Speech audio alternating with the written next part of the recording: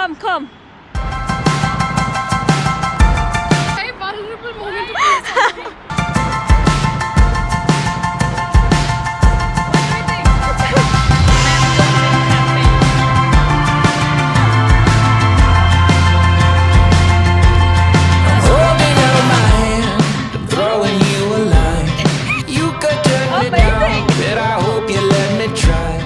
That's a huge crow.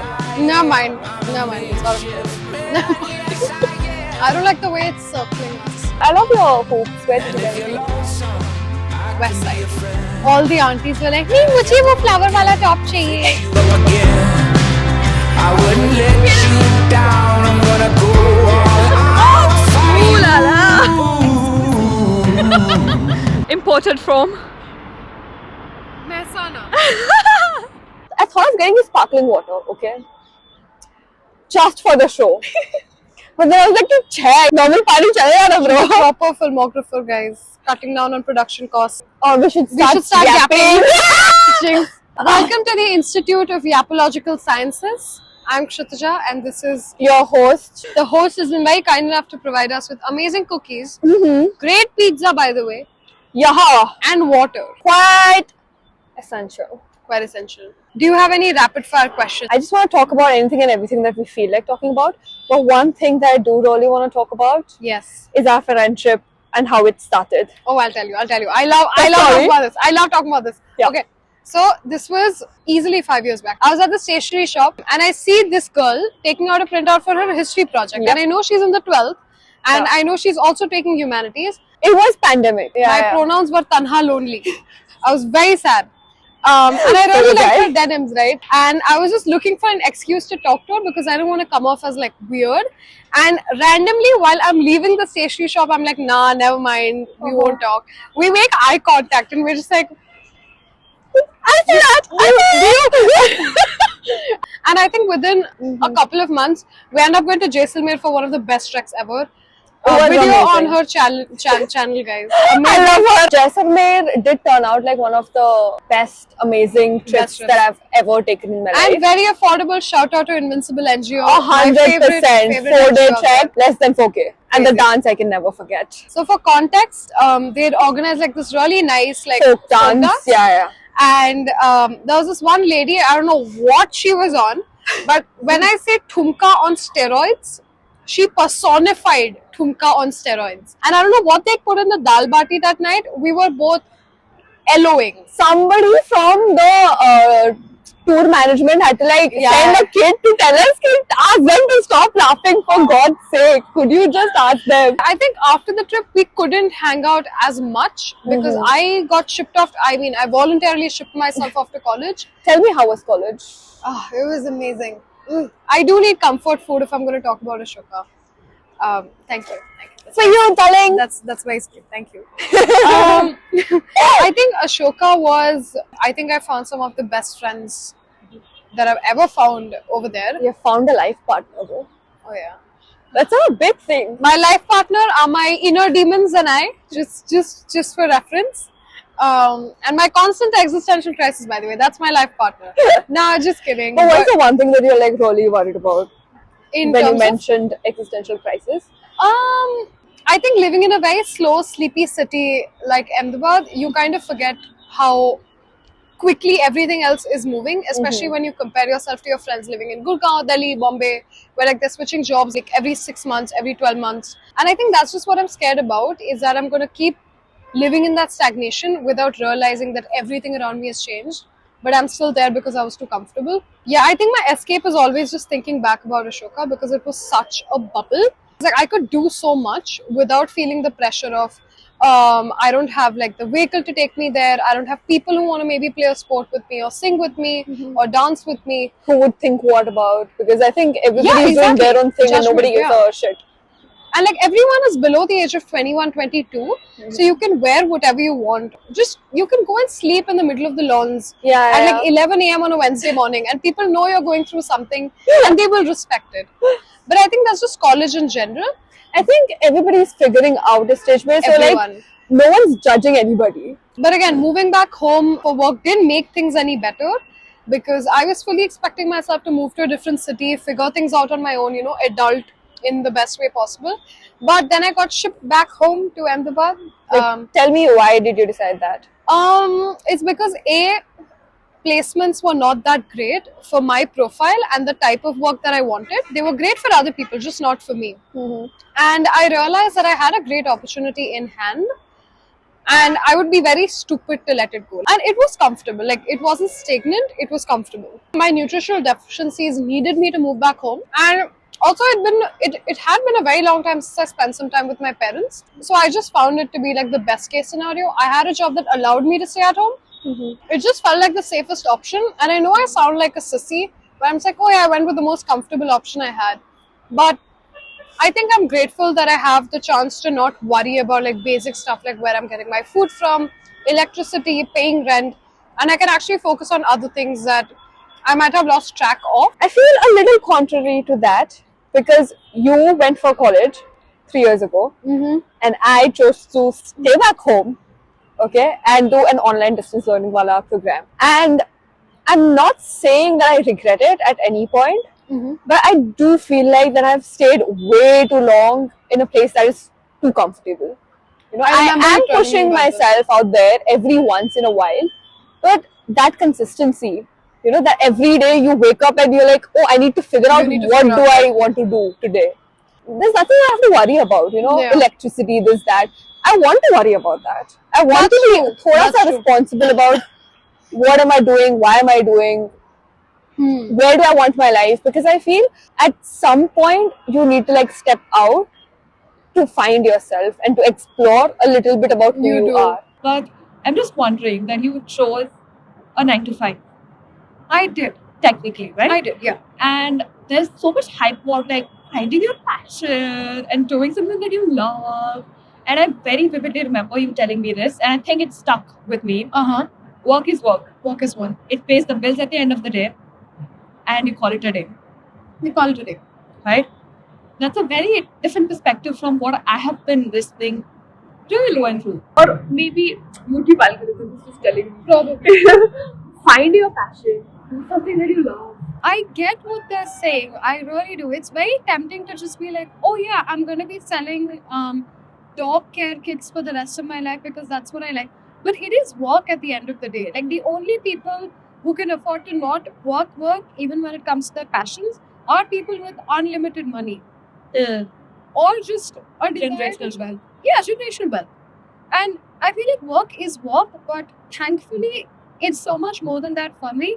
It's taught me so much that I can apply to other aspects of my life as well. Like just how to be patient, how to talk with people who expect maybe different things from you than what you expect from yourself, and just how to talk to people across generations and like work backgrounds, because my manager, like my colleagues, come from very different like work backgrounds than I do. And initially it was a little weird because I was like, it's just work, forget it, you just have to get done with this job. This month you'll get your paycheck and you're done. But then I realized that no matter where I work or who I'm working with, I do need to learn how to deal with situations like this. Right. So it does pay the bills, but also teaches me a lot. And I'm very grateful for that. Yeah, for context, tell me a little bit about what you're doing and the fancy trips that you get to go on because of the work. Okay, so my current job is with Lumiere Education. It provides research programs and research mentorship for high school students. Our clientele is mostly based in the US. Okay. So a lot of the work that I do is centered towards like US college consulting or US like admissions consulting for college. It's been fun. I joined initially as an intern in 2022. And then I moved to like part-time work, and then by the time I was graduating and I didn't know what I wanted to do, they offered to, just have me join.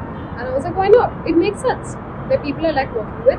It's a space that I'm comfortable with. It's work that I'm comfortable with. And I get to go back home. So I decided to go with it, and it's pretty good so far. It obviously has its ups and downs because work is work. But I'm not depressed on a weekend. I think I'm the type of person that I'll crib a lot. I need a vacation. But the minute I'm on vacation for more than say 7 days and I have nothing to do, I'm going to start getting weird and antsy. I'm just going to be like, somebody give me something to do. And usually that is just scrubbing every surface in my house till it sparkles. That's my time pass, by the way, cleaning stuff. god. We've grown up. We've grown up. I'm rubbing shelves to relax. And obviously, again, working makes me enjoy the weekend or all of my vacations more. Because Yeah. part of it is like, I feel like I deserve it. And also, I just need something to do. It's just something. But don't you think it's just something?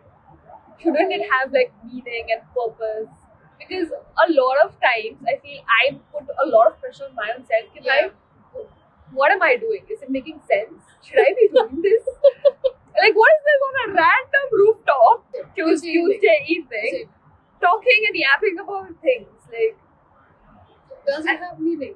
for me, it's probably like it's gonna help somebody younger to us watching this, or even I don't know, somebody out there who might feel it, who would watch this segment and feel like, oh, I relate.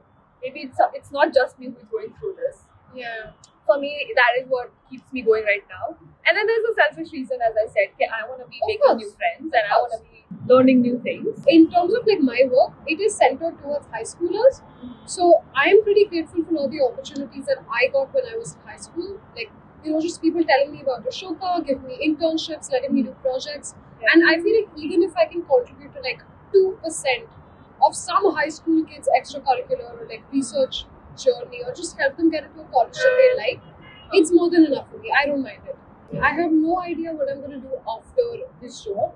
What do you mean after? Like, are you planning to leave it already? I have no idea. Like, it's Okay. been 6 months into this job, and I already feel like I'm pressured into thinking what next. Because I don't know if this is like an Indian thing, but if you're in stage A, you should have stage B and C sorted out. Otherwise, planned. stage A means Uh-huh. nothing. I'm still in that stage A, and I have no idea what. No idea at all. And it's very scary. It's very, very scary. I am also doing this YouTube thing, okay? I don't know where it's gonna take me. Is it even gonna take me anywhere, bro? I don't know. Which reminds me that you are not on social media, I am not. right? And I love that about you. But how is it living without social media? Tell me that. It's not like I'm living without, I don't know, banging cookies. I will tell you that I'm not like the saint that you may think I am. I am active on Reddit for memes, obviously. And I do occasionally scroll on LinkedIn if I'm maybe finding opportunities or sort of sending out opportunities to people in my network. So it's not like I'm completely off social media. It's just that I'm not on like the social media app, which is Instagram. yeah. And this is a very conscious choice that I made around like 3 years back. What is your average screen time? Very fun, very fun. Because do- you're not on Instagram, I want to know. Yeah, it's around 2 hours. Do you ever deal with FOMO?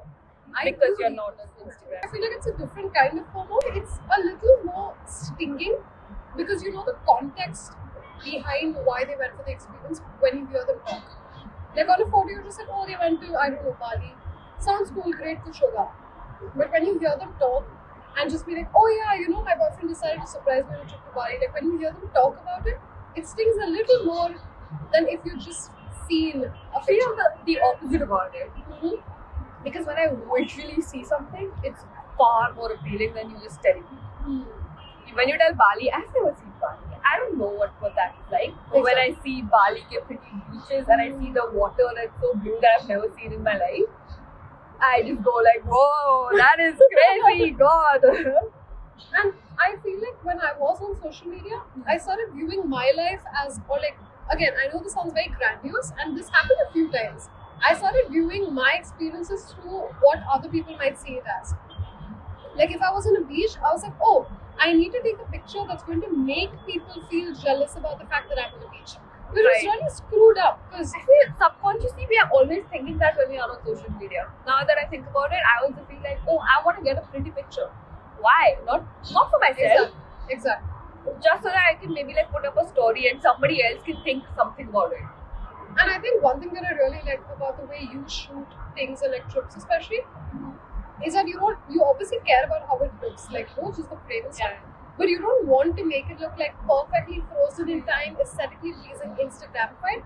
You want people to see like what is happening. Just the raw things. Like sure, there's a desert, but there's also you sliding down on a mattress of foam. Like, that's what you want people to see.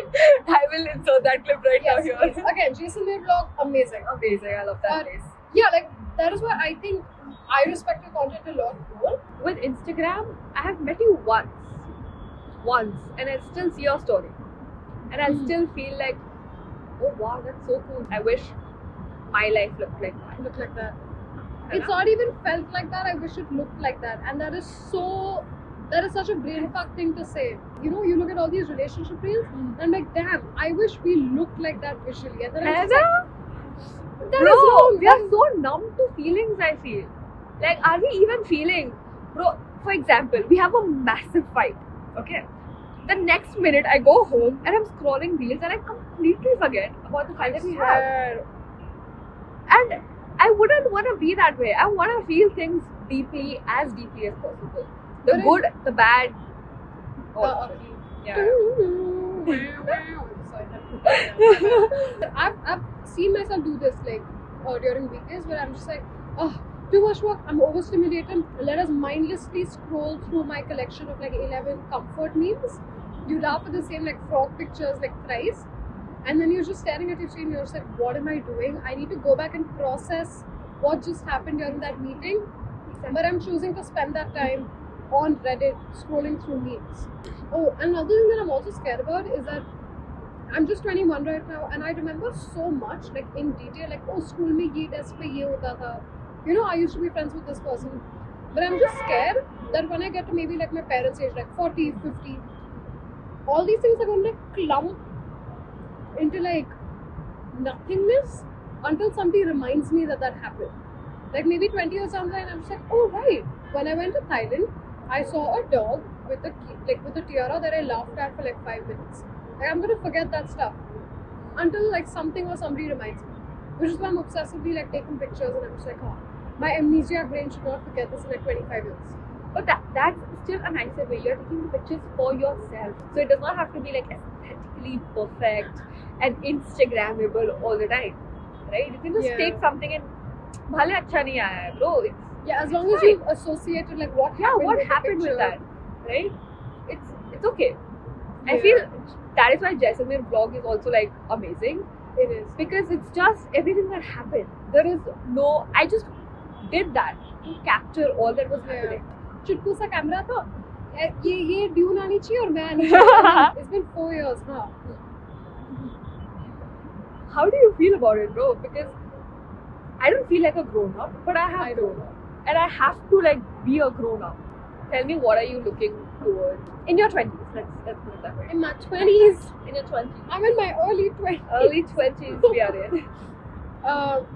I think definitely a lot of traveling. And obviously just being able to exercise and just take care of my body. I think those are two things that I really wish happened.